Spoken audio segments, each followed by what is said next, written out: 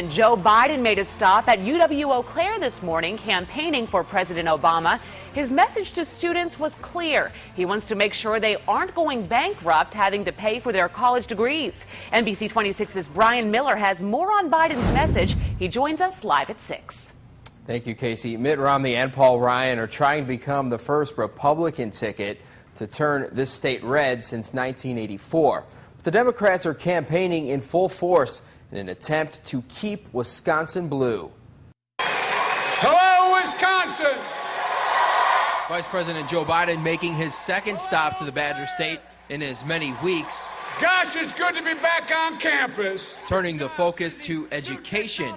In front of a crowd at the University of Wisconsin-Eau Claire, Biden says the Romney-Ryan budget would hurt students. The so-called Romney-Ryan budget calls for massive, this is how they speak of education and what they value. It calls for massive cuts in elementary and secondary education. Republicans insist budget cuts are necessary to avoid a debt crisis. They imply that we're not concerned at all. Nothing could be further from the truth. Biden blames Republicans for refusing to compromise on the debt issue.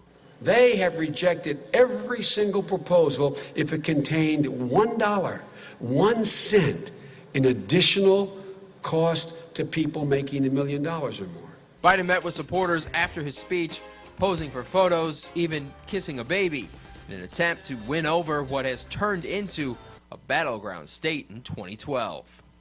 And Joe Biden also lashing out at the Ryan-Romney ticket on Medicare cuts. Now, Biden says the president's health care bill is helping to lower health care costs for seniors. I'm Brian Miller for NBC 26. President